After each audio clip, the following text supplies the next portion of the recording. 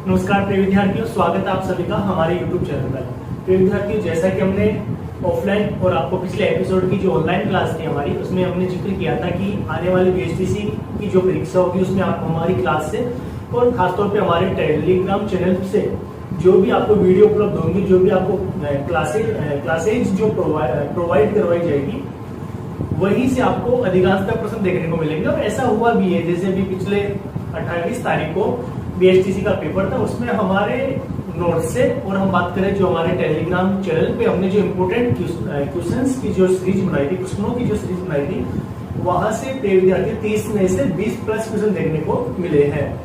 यदि आप लोगों को विश्वास नहीं है, यकीन नहीं हो पा रहा है हमारी बातों का, तो आप लोग वहां से हमारे टेलीग्राम चैनल पर जुड़ सकते हैं और वहां ज्वाइन करेंगे। ज्वाइन करने पे आपको पता चलेगा कि एग्जाम कितनी तारीख को थी और हमने वीडियो या हमने पीडीएफ कब अपलोड किया था। तो साथियों, हमारा जो टेलीग्राम चैनल है वो है हिंदी व्याकरण, मैं यहाँ लिख देता हूँ, हिंदी व्याकरण योगेश जागीर, हिंदी व्याकरण योगेश जागीर, हिंदी व्याकरण योगेश जागीर। ये आप सर्च करेंगे ना तो आपको पता चलेगा कि हाँ, हमने जो कहा था उससे भी कुछ ज्यादा प्रश्न हमें परीक्षा में देखने को मिले हैं। तो साथियों, हम उन्हीं प्रश्नों के बारे में जिक्र करने वाले हैं जो बीएचटीसी के 2023 वाले जो पिछला 28 तारीख को पेपर था, उसमें जो प्रश्न आए थे। तो देखिए, विलोम शब्द को लेकर हम सबसे पहले जिक्र करते हैं। तो विलोम शब्द को लेकर जो सबसे पहला प्रश्न है, प्रत्यक्ष का विलोम क्या होता है, प्रोक्ष। अब इसमें हम सही का ही चयन करेंगे। उसमें परीक्षा में क्या था कि कौन सा विकल्प सही है, कौन सा नहीं है, यानी असंगत कौन सा है और संगत कौन सा है। तो हम ऐसे प्रश्नों को नहीं देखेंगे, हम तो यहाँ जो भी सही है, जिसका विलोम प्रॉपर है, वही उन्हीं के बारे में हम जिक्र करेंगे। तो देखो, प्रत्यक्ष का विलोम क्या होता है, परोक्ष होता है। प्रत्यक्ष का क्या होता है, परोक्ष होता है। स्थूल का सूक्ष्म होता है। स्थूल का विलोम की बात करें तो क्या होता है, सूक्ष्म होता है। श्लाघा का निंदा होती है। अजर का बोलो जरा, अजर क्या होता है, अजर क्या होता है, जरायंत क्या होता है, जो बुढ़ा बुढ़ापा, और ये जो बुढ़ा नहीं हो अजर होता है। विषाद होता है और एक हर्ष होता है। विषाद दुख को कहते हैं, हर्ष इसका विलोम होता है। संपन्न का विपन्न होता है, संपन्न का विपन्न होता है। और खासतौर पे जिनका एग्रीकल्चर सुपरवाइजर का पेपर है या सीईटी का पेपर है, वो भी एक बार देख लें। वो आप लोग यहाँ से हमारे चैनल से जुड़ जाए। यहाँ से बीएचटीसी में जो प्रश्न आए हैं उन्हीं के अकॉर्डिंग आप आविर्भाव का देख लेते हैं। आविर्भाव का तिरोभाव हो जाता है, क्या होता है, तिरोभाव होता है। लेकिन हम इन पे सब पे जिक्र, ये जो भी इम्पोर्टेंट महत्वपूर्ण प्रश्नों की जो सीरीज है, ये अपना पीडीएफ है, वो आपको टेलीग्राम पे मिल जाएगा। तो आप टेलीग्राम से हमारे जुड़ जाइए। संधि को लेकर हम बात करें तो संधि में देखो, पुस्तकालय का पूछा है।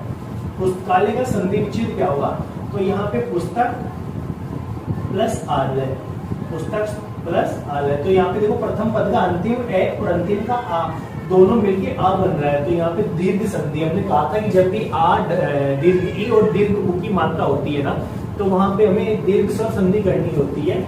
फिर बात करें लंबोदर, लंबोदर का संधि विच्छेद इसने पूछा है, और लंबोदर में संधि की भी हम बात करेंगे। तो प्रिय विद्यार्थियों, हम लंबोदर समास में पढ़ते थे। मैं जब भी समास पढ़ाना प्रारंभ करता हूँ तो शायद पहला उदाहरण लंबोदर ही लेता हूँ। तो इसका समास की दृष्टि से भी देखेंगे, संधि विच्छेद करेंगे और संधि का भी नाम देखेंगे। तो हम देखो, लंबा प्लस उदर, लंबा और उदर से मिलकर बना है। तो यहाँ प्रथम पद क्या है, लंबा, अंतिम पद उदर, उदर बोलते हैं, इसको बोलते हैं, पेट को बोलते हैं। तो देखो, प्रथम पद का अंतिम क्या है, आ है। लंबा में से अंतिम क्या निकले, आ।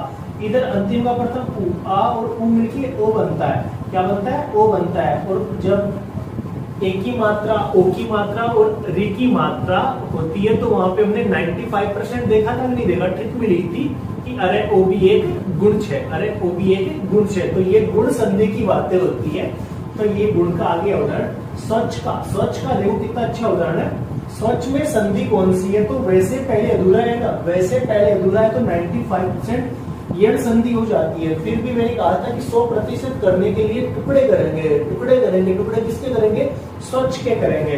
तो देखो, स में कुछ नहीं है, वे में क्या है, ए, फिर अधूरा च, च के बाद बोलो छ में क्या है, अरे वैसे पहले से, वैसे पहले से। तो सबसे पहले से को पूरा लिखेंगे। वह होने की वजह से मात्रा उ की होती है। और हमने ये भी जिक्र किया था कि उपसर्गों के साथ में मात्रा हमेशा छोटी होती है, चाहे ई की बात करें चाहे उ की बात करें। तो ये तो सु हो गया। और इधर क्या बना, अच बना, क्या बना, अच बना। और विद्यार्थियों परीक्षा में ये दिया था सु प्लस अच, कौन सा संधि सही है स्वच्छ का, तो सु प्लस अच होता है। यदि विकल्प में ऐसा होता ना सु प्लस अच नहीं देखिए अच्छा होता, तो हमें अच्छा ही करना होता, क्या करना होता, अच्छा। अच शब्द नहीं होता, अच्छा होता है, लेकिन उसने अच कहा है तो हम भी अच्छी कर देंगे। फिर उसके बाद में शब्द युग्म की बात करें, देखो हमने जिक्र भी किया था शब्द युग्म क्या होते हैं। इनका दूसरा नाम समश्रुति भिन्नार्थक शब्द होता है, जो दिखाई तो सुनाई तो जैसे देते हैं, लेकिन अर्थ की दृष्टि से भिन्न होते हैं। आता ना समश्रुति भिन्नार्थक शब्द।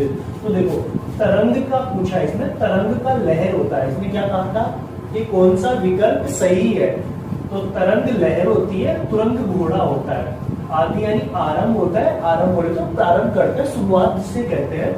आदि अभ्यस्त होता है, आदि बड़ी की मात्रा होगी तो अभ्यस्त यानी लीन होता है, कहते ना भाई ये तो इसका आदि हो गया, तो लीन हो गया, आदि होते हैं ना। हाँ किसी के भी हो सकता है, ये तो कोई जरूरी नहीं है। वाक्यांश के लिए एक शब्द से भी हमारे नोट से प्रश्न बना है कि जंगल में लगने वाली आग दावाग्नि होती है, क्या होती है, दावाग्नि। और समुद्र में लगने वाली आग बड़वाग्नि होती है, क्या होती है, बड़वाग्नि। और पेट में लगने वाली आग को कहते हैं साथी जठराग्नि, जठराग्नि कहते हैं, क्या कहते हैं, जठराग्नि कहते हैं। फिर उपसर्ग और प्रत्यय से भी देखो प्रश्न बना है, गवैया, गवैया हमने यण संधि में पढ़ा था, सॉरी अयादी में हमने देखा था, जब हमने इसके टुकड़े किए तो गे में, गे के बाद में ए आ रहा था, फिर वे और शब्द बना था औ, औ बनता है तो मात्रा होती है ओ की, और किसके लगेगी, गे के, तो गो प्लस ए या। तो देखो ये तो बन गया धातु और ये प्रत्यय, तो गो प्लस ए या यानी गवैया बनता है। और गवैया की यदि हम बात करें संधि की दृष्टि से तो अयादी संधि है, सॉरी कौन सी संधि है, अयादी संधि है, जो इसका भेद है स्वर संधि का। स्वर संधि के भेद कितने होते हैं, वैसे 5 होते हैं, स्वर सॉरी अया गुण, यण, अयादी, गुण, वृद्धि और दीर्घ, ये 5 भेद होते हैं। वैचारिक यानी ये प्रश्न कैसे था, जहां तक मुझे याद है कि निम्न में से एक प्रत्यय से कौन सा मिलकर नहीं बना है, तो देखो वैचारिक में विचार प्लस इक होता है, बिल्कुल सही है, विचार प्लस इक। और हमने एक प्रत्यय की पहचान भी लिखवाई थी, मैंने आपको प्रत्यय की पहचान भी लिखवाई थी कि जब किसी शब्द के अंत में ए, ये, इक, अयन आदि प्रत्यय इनमें से कोई हो, प्रारंभ में ये हो तो ये हो जाता है, ये हो तो ये हो जाता है, मतलब ए हो तो आई हो जाता है, ए आई हो तो ए, ओ हो तो आई, सॉरी आई हो जाता है, औ हो जाता है। तो ये देखो वैचारिक में विचार प्लस एक, प्रारंभ में ई है, इधर इक है तो आई बन जाता है। नैसर्गिक में क्या होता है, निसर्गिक, शब्द क्या बनेगा, निसर्गिक प्लस एक नैसर्गिक बनता है। वैदिक में देखो वेद प्लस एक होता है तो वैदिक बन जाता है। यहाँ स्वाभाविक गलत है, गलत इसलिए मैं भी बता दूंगा, शब्द शुद्धि की दृष्टि से गलत है, बाकी सब प्रत्यय इसमें है। स्वभाव प्लस एक होता है तो क्या बनता है, स्वाभाविक बनता है, तो यहाँ शब्द गलत था, बाकी तो प्रत्यय तो ठीक है। तो यहाँ स्वाभाविक नहीं स्वाभाविक होता है, क्या होता है, स्वाभाविक, शब्द शुद्धि की दृष्टि से गलत था, एक प्रत्यय गलत। संवाद में कौन सा उपसर्ग है, तो हमने व्यंजन संधि में एक नियम पढ़ा था, अनुस्वारम, जहां भी अनुस्वार दिखी थी उसका हलंत में हम बना रहे थे, तो अनुस्वारम, देखो अनुस्वारम से याद आया होगा, अनुस्वार का अधूरा में बन जाता है और सम प्लस वाद हो जाता है, तो अपने आप ही सामने उपसर्ग आ गया सम, कौन सा आ गया, सम आ गया। शब्द शुद्धि की यदि हम बात करें, शब्द शुद्धि की यदि बात करें, शब्द शुद्धि से भी हमारे प्रश्न आए हैं, तो आशीर्वाद यहाँ बिल्कुल शुद्ध है। इसने परीक्षा में क्या कहा है, जब मतलब पेपर में क्या छपा था कि शब्द शुद्धि की दृष्टि से कौन सा सही है कौन सा गलत है, यहाँ हम सभी सही देखेंगे। तो आशीर्वाद बिल्कुल सही है, नीरज जैसे लिखते हैं। यहाँ देखो भाई श्रृंगार गलत लिखा है, श्रृंगार नहीं होता श्रृंगार होता है, तो ये नीचे रह नहीं आएगा, श्रृंगार होगा। इसमें अतिशयोक्ति बिल्कुल सही है, अभ्यारण्य बिल्कुल गलत है, अभ्यारण्य नहीं होता अभ्यारण्य होता है, ये भय पूरा होगा। यानी संधि की यदि हम बात करें तो देखो इसका संधि विच्छेद भी बताता हूँ आपको। संधि विच्छेद होता है इसका अभय प्लस अरण्य, अरण्य मतलब होता है जंगल, और जिस जंगल में भय नहीं होता, जानवरों को कोई डर नहीं है, कोई मार नहीं सकता, वो अभ्यारण्य होता है। और अभ्यारण्य में जानवर जो होते हैं बिल्कुल सेफ, अपने आप को सुरक्षित महसूस करते हैं, तो ऐसा जंगल जहाँ उनको भय नहीं हो वो अभ्यारण्य होता है, तो इसमें भय पूरा होगा। श्रीमती गलत है, श्रीमती में श्री ठीक है, मती में ई बड़ी आएगी, स्त्रीलिंग शब्दों में मात्रा हमेशा बड़ी होती है। फिर हम देखें समास को लेकर, तो समास को लेकर हमारा प्रश्न था कि निम्न में से कौन सा द्वंद्व का नहीं है। तो देखो माता पिता सबसे पहला होता है हमारा उदाहरण, जब भी हम द्वंद्व पढ़ते हैं तो मैं सबसे पहले माता पिता से शुरुआत करता हूँ। तो माता पिता, माता और पिता दोनों पद प्रधान होते हैं। हानि लाभ, हानि और लाभ, राग विराग, राग और विराग। और ये घर घर देखो शब्द की पुनरावृत्ति, ये मैंने ऐसे कैसे लिखा था ना नोट्स में भी, ऑफलाइन क्लास भी जब हमारी थी तो हमने ऐसे कैसे इसको समझने का प्रयास किया था। तो शब्द की पुनरावृत्ति अव्यय भाव में होती है ना, अव्यय भाव में होती है। अव्यय भाव में पहला पद अव्यय होता है, उपसर्गों का प्रयोग होता है, पूर्व पद प्रधान होता है, शब्द की पुनरावृत्ति होती है। साथियों अगला प्रश्न समास को लेकर नकटा, न कटा, यानी नकटा में कौन सा समास है। तो हमने एक समास देखा था नए तत्पुरुष समास, जब हमने तत्पुरुष के 6 उपभेद पढ़े थे उसके बाद मैंने नोट लगवा के लिखवाया था कि नए तत्पुरुष क्या होता है। जिन सामासिक पदों के पूर्व में निषेधार्थक उपसर्ग, निषेधार्थक उपसर्ग ए, अन, अना, नए आदि होते हैं तो वहां पे नए तत्पुरुष समास माना जाता है। कौन सा तत्पुरुष? नए तत्पुरुष समास माना जाता है। विग्रह करते समय रहित शब्द जोड़ देते हैं, ये भी मैंने लिखवाया था। तो यहाँ पे देखो द्वंद्व में तो दोनों पद प्रधान होते हैं। सबसे पहले आप उपसर्ग भी देखेंगे तो उपसर्ग का प्रयोग यहाँ अव्यय भाव में तो है ही नहीं। अव्यय भाव होता तो हम अव्यय भाव भी कर सकते थे। यहाँ पे द्विगु में पहला पद संख्यावाची नहीं है, बहुव्रीहि में कोई तीसरा अर्थ नहीं निकल रहा, तो तत्पुरुष हो जाएगा। क्या हो जाएगा? तत्पुरुष हो जाएगा। क्यों? क्योंकि तत्पुरुष में हमने एक नया तत्पुरुष पढ़ा था। कौन सा हो जाएगा? तत्पुरुष हो जाएगा। पर्यायवाची की यदि हम बात करें, पर्यायवाची से जो प्रश्न बना था हाथ का हमने लिखवाया था, और जो अपने टेलीग्राम चैनल पे भी मैंने पीडीएफ उपलब्ध करवाई थी उसमें भी ऐसे कैसे था ना। हाथ का हस्त होता है, कर होता है, पानी होता है। सोना, हेम, कनक, स्वर्ण है। माँ का जननी, अम्बा, माता होता है। और जीव का इसने गलत लिखा था प्रताप को। जीव का इसने क्या लिखा था? एक तो जीव्या, तो जीव्या तो बिल्कुल सही लिखा था। एक रसना लिखा था, वो भी बिल्कुल सही था। लेकिन इसने अक्षी लिखा था साथी, जहां तक मेरे को ध्यान है अक्षी लिखा था। अक्षी आंख का होता है, यहाँ पे रसव्या होगा, रक्षव्या होता है। और इसका जबान भी होता है। क्या होता है? जबान। कहते हैं ना हमारे गांव में कहते हैं कि ज्यादा मत बोल, जबान काट लूंगा, जबान खींच लूंगा, तो ये जीव्या का पर्यायवाची होता है। शायद आप लोगों को यहाँ तक समझ में आया होगा। और रचना के आधार पर वाक्य के भेद, मैंने तो ये कहा था कि वाक्य के अंग कितने? 2, देख लेना, छप सकता है। उसके बाद कहा था कि रचना के आधार पर वाक्य के 3 भेद होते हैं। अर्थ के आधार पर हमने पढ़े थे 8 भेद पढ़े थे। और एक ट्रिक भी बनाई थी कि मिश्री की सास विद्या ने संदेह विष का प्रश्न संग लेकर आई, शायद आपको याद हो तो वाक्य के भेद तो 3 हो गए। 3 कौन कौन से होते हैं? सरल, संयुक्त, मिश्र। देखा था हमने। सरल को साधारण भी कहा था हमने, सामान्य भी कहा था। संयुक्त और इससे अगला मिश्र को मिश्रित भी हमने कहा था। साथियों यहाँ इसने क्या पूछा है प्रश्न कि निम्न में से रचना के आधार पर वाक्य का भेद नहीं है। तो ये तीनों जब विकल्प में है तो ये तीनों होंगे। जो चौथे विकल्प में जो भी था वो नहीं था।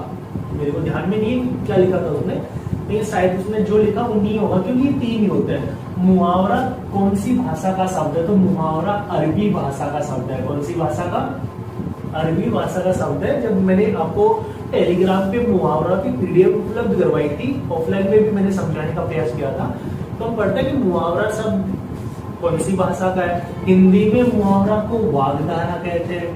क्या कहते हैं? वाग्धारा कहते हैं। ये सब बातें मैंने लिखवाई थी और रिकॉर्डेड क्लास भी उपलब्ध करवाई यूट्यूब पे।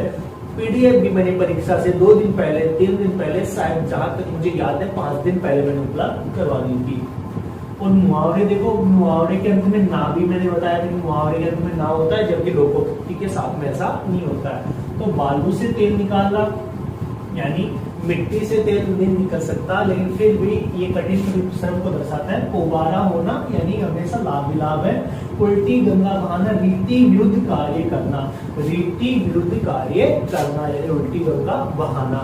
साथियों वाक्यांश के लिए मैं बात करूं वाक्य शुद्धिकरण से भी प्रश्न थे, इनके बारे में भी हम जिक्र हमने टेलीग्राम चैनल पे करेंगे।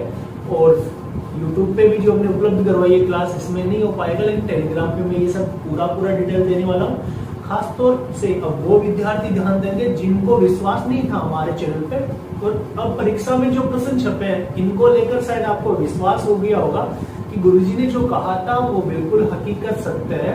तो आज से ही आपके जो भी करीबी परिचित पहचान वाले एग्रीकल्चर सुपरवाइजर की तैयारी कर रहे हैं या सीईटी +2 या ग्रेजुएशन लेवल की जो तैयारी कर रहे हैं या मैं कहूँ पटवार वीडियो की तैयारी कर रहे हैं, उनको आप अवगत करवा देना। खासतौर पे एग्रीकल्चर सुपरवाइजर वाले को और महिला ASI वाले को प्रश्न छपने वाला है। टेलीग्राम से जुड़ जाइए, हिंदी व्याकरण योगेश जागीर के नाम से आप ज्वाइन कर लीजिए टेलीग्राम पे, चैनल को सब्सक्राइब कर दीजिए और जो भी हम बता रहे हैं, जो भी आपको PDF उपलब्ध होती है उनको रट लीजिए। रटेंगे प्रश्न आपको आराम से दिख जाएगा।